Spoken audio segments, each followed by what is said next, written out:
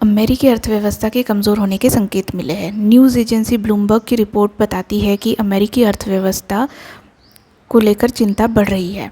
इसका कारण अमेरिकी कंज्यूमर कॉन्फिडेंस में आई गिरावट है।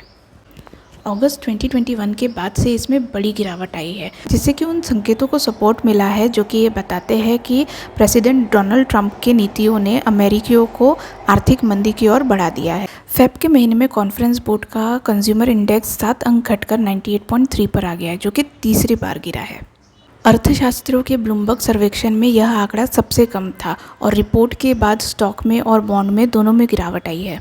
10 वर्षीय ट्रेजरी यील्ड गिरकर 4.294% पर आ गई है, जो कि दिसंबर के बाद से सबसे निचला स्तर है। वहीं 2 वर्षीय ट्रेजरी यील्ड 4.098% पर आ गई है। जब ट्रेजरी यील्ड गिरती है, इसका मतलब ये होता है कि इन्वेस्टर जो है वो अपना पैसा शेयर मार्केट से निकालकर बॉन्ड मार्केट में लगा रहा है, और ऐसा तब होता है जब आर्थिक अस्थिरता बढ़ती है।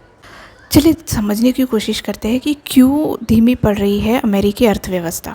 तो सबसे पहला कारण है, फेब में कंज्यूमर कॉन्फिडेंस जो है वो 98.3% पर आ गया है, जो जबकि अनुमान 103% का था। जनवरी में ये 105.3% का था, जो कि ये साफ बता रहा है कि अमेरिकी कंज्यूमर जो है वो खर्चा करने में हिचकिचा रहे हैं। दूसरा कारण ये है कि फिलाडेल्फिया फेडरल रिजर्व का सर्विस इंडेक्स 12.9 पर गिर गया है, जो कि अप्रैल के 2023 के बाद का सबसे निचला स्तर है। बिक्री और राजस्व इंडेक्स भी 15 पॉइंट गिरकर 12.7 पर पहुंच गया है, जो कि मई 2020 के बाद सबसे खराब स्थिति है।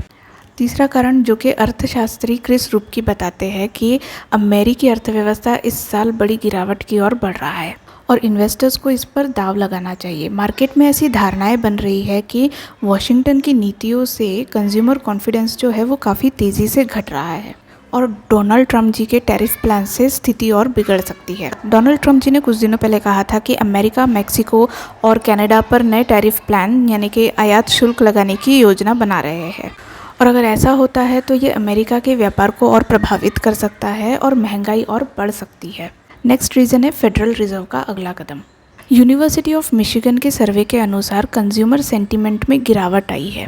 जनवरी में घरों की बिक्री that is existing home sales में भारी गिरावट आई है। S&P global purchasing managers index भी अनुमान से कम रहा, जिससे कि आर्थिक मंदी की आशंकाएं जो है वो बढ़ गई।